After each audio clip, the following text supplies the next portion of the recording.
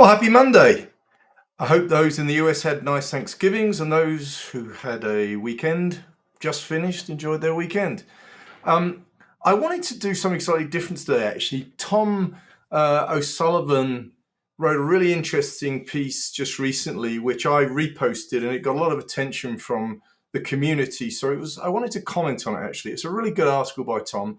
If you've not read it, go to my feed. I've got a link to it.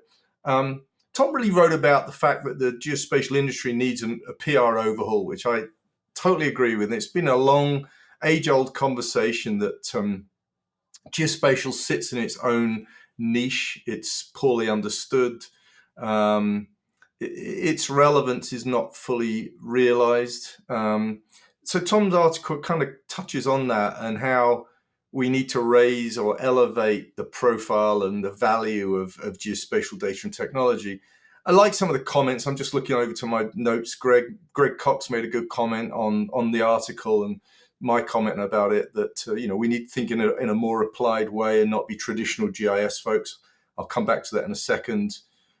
George Flores, we need to look beyond the geospatial technology lens. Totally agree with George's comment. Lynn Puzo is relatively recent to the geospatial industry. Until she jumped into it, she had no idea about the value potentially it brings. So her comment was really on point. And then Mona spoke about the relevance of this niche and how it potentially remains somewhat less relevant than it could be. So it's really a good article. Again, I encourage you to read it. Some of Tom's points are really well made. I think that I love the fact he mentions 𝐳𝐞𝐶 from Woolpit. Joe's really a good speaker. He's done some really good talks around this whole topic of elevating and really talking value.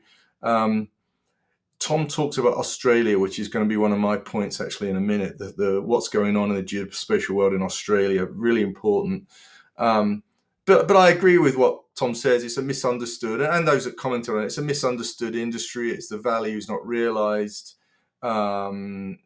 It's seen as sort of an underlying component of other things and not as a standalone. So it's good. My thoughts on this very quickly. I think that we've had an industry that's been centered around GIS. GIS is 50 years old. It's got some dominant players, Esri being sort of the key player of today's world. GIS has really been a map-making technology historically.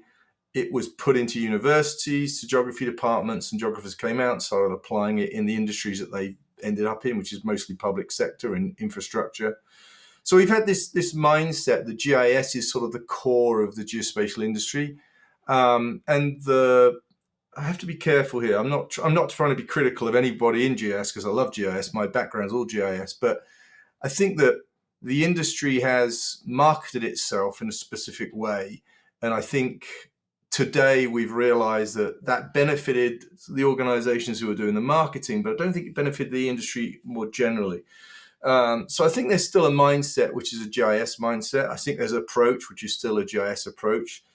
I've spoken at length about the fact that why are we so fixated on the output, a 2D map, which is mostly what a GIS is, an abstract version of reality. We should be looking broader than that. So I think the aha moment for me was when I suddenly realized there are sensors now that are collecting all sorts of data. LiDAR is the one that most people talk about, but so we've now got a IoT is a real sort of real-time data feed. So we've got this new world that's emerging where we're more able to collect data that's multidimensional. Yes, 2D data, but for sure 3D data and 4D data, real-time data. So we've entered this brand new world, and yet we still have this mindset of old, which is let's talk about how wonderful location is and how important geospatial is and all this good stuff, and let's get centered on the map and think about a map output. I think that's probably 𝐳𝐞𝐶's thoughts on a traditional GIS mindset.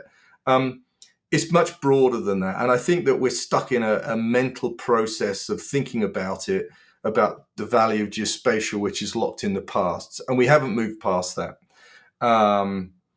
So I still think that there's this sort of sense of let's start. I spoke to somebody the other day. What can I do with a map? A 2D map. How can we apply 2D maps in business? Totally wrong way of thinking about it.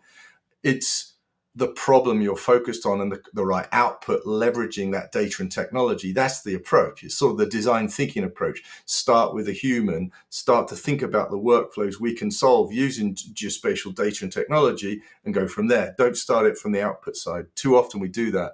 I think on Tom's point in terms of standalone, I really don't care if we're standalone or hidden in the background. I actually think the future of the technology and data is to sit it in the background and have people not even know it's location-based data. It's just solving problems, so I think that's important. So I think we're locked into an old way of thinking.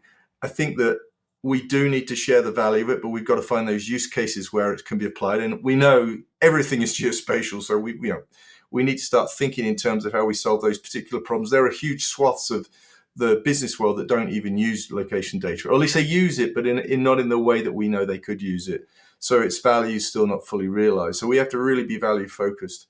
I think Tom's point about Australia is a big one, and he talks at length in his article, and it's not a long article, about the fact that we need like bodies to talk more broadly, like national bodies, about the value of it.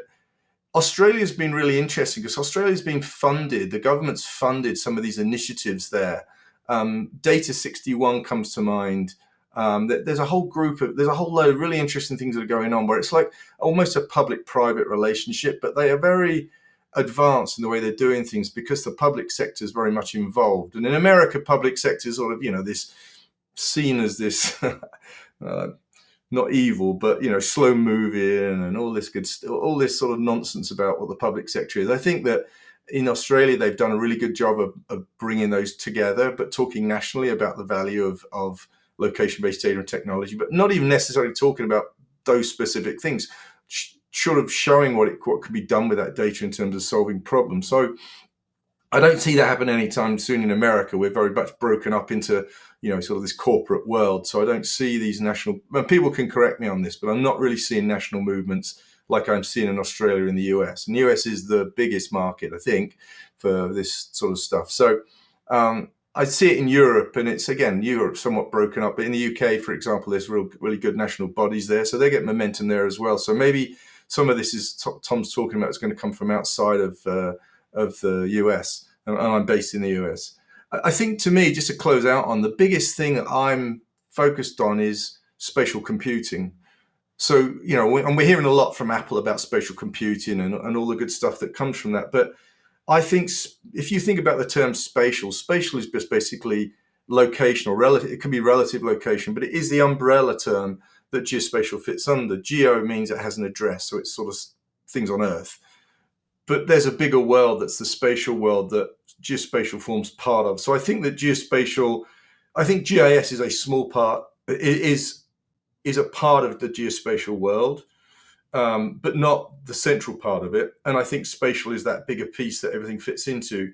I believe that next year, as Apple start releasing this Vision Pro, and some of these other guys are releasing some of these smart glasses and these headsets, augmented reality headsets, people will start to understand the value and what spatial means and the value of it. And I do believe that we'll be hiding what's behind it, because people will be using these things to solve problems, never knowing, oh, that's a location problem I'm just solving. So the industry is fixated on, oh, it's a location problem, everything location, or whatever people want to talk about. But I don't think over time we're going to be talking about that. I think it's just going to solve problems.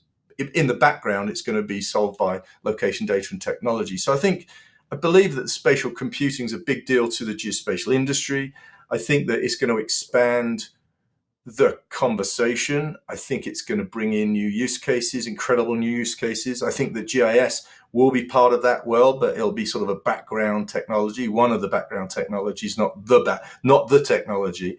So I think that I'm excited about where we're going with it. And I'll talk more about the sort of linkage between geospatial and spatial computing in another talk. But I think new blood coming into this world, approaching it in different ways and not being sort of centered on where we've been, thinking 2D mapping, etc., is the future of the industry. And I totally agree with Tom's thinking on this, that we do need these sort of more better PR on it, but maybe it's better PR leaving behind the past, if you like, a little bit, and moving towards the future, learning what we've learned historically, but not reflecting on that in that PR, really focusing on these future use cases that are incredible. I mean, again, potentially putting on smart glasses and looking at an object and then having that identified. Maybe it's a GIS in the background that's telling you it's a power pole when it was last serviced. All those good things that are coming in the future that are going to be leaning on geospatial data and technology. So I think it's an exciting future. Thanks for the article, Tom. Looking forward to more on the same topic. And feel free to comment on my thoughts here as well. I think it's an important conversation for our industry. So again, happy Monday. Thanks for watching. I'll do another one of these talks later in the week.